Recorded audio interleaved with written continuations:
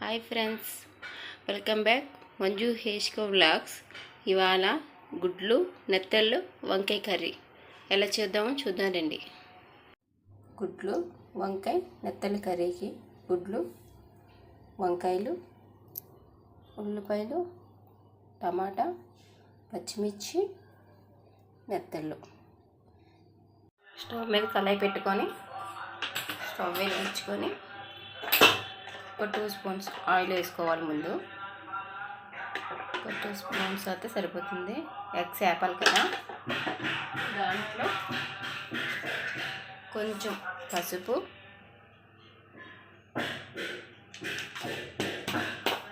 కొంచెం కారం, కొంచెం సాల్ట్ వేసుకొని ఒక్కసారి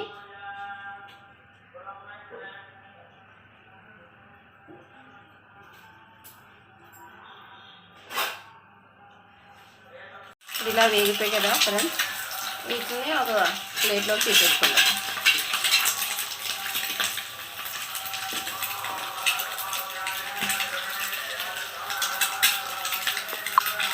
ఇప్పుడు దాంట్లో మనం ఇందాక నెత్తలు చూపించాం కదా, శుభ్రంగా కడుక్కొని ఇలాగ శుభ్రం తలలు తీసేసి వాష్ చేసుకొని నూనెలో వేసుకోవాలి. ఇలా వేగితే సరిపోతుంది. ఇప్పుడు దీన్ని ఒక బౌల్లో తీసుకుందాం. దీంట్లో కొంచెం ఆయిల్ వేసుకొని మళ్ళీని దీంట్లో ఉల్లిపాయలు, చిన్నగా కోసుకున్న ఉల్లిపాయలు, ఒక 4 పచ్చిమిర్చి వేసి బాగా వేపాలి.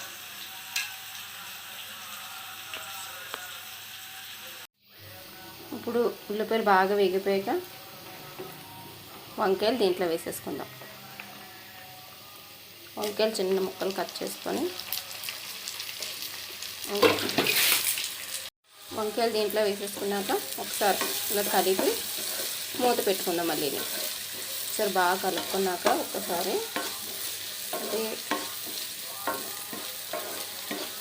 బాగా కలుపుకొని మూత పెట్టుకొని ఒక 2 నిమిషాలు మగ్గనిద్దాం వంకాయల్ని.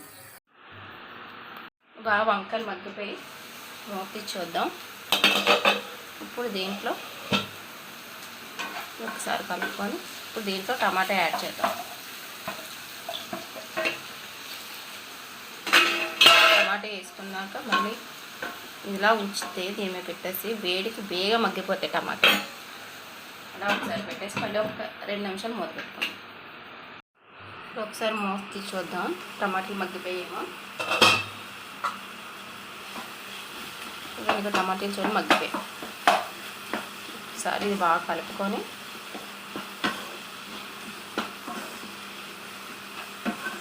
ఇది బాగా కలుపుకున్నాక దీంట్లోకి పసుపు, కొంచెం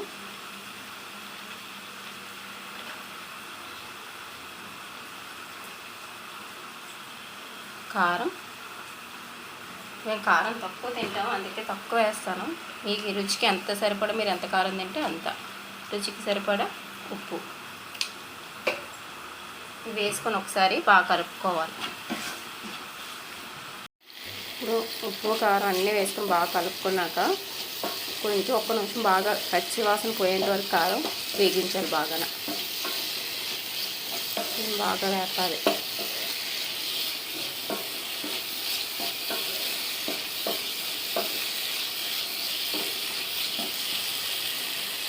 బాగా వేగాక దీంట్లోకి కర్రీకి ఎంత వాటర్ కావాలని చూసుకొని కొంచెం ఇంత వాటర్ అయితే సరిపోతుంది కర్రీకి.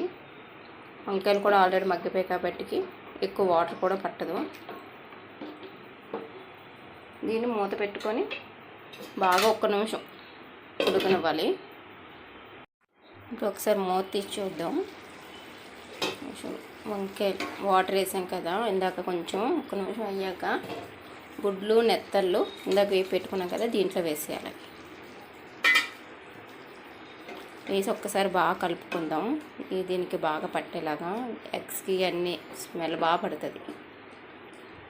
ఒకసారి బాగా కలుపుకొని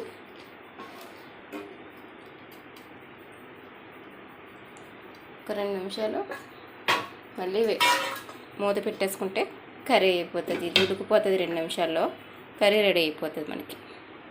గుడ్లు బాగా కలుపుకున్నాక ఒక 2 నిమిషాలు మూత పెట్టుకుంటే కర్రీ అనేది రెడీ అయిపోతుంది. ఇప్పుడు కర్రీ రెడీ అయిపోయిందేమో చూద్దాం ఫ్రెండ్స్.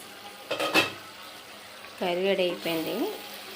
స్టవ్ ఆపేసుకొని బౌల్లోకి తీసుకోవడమే.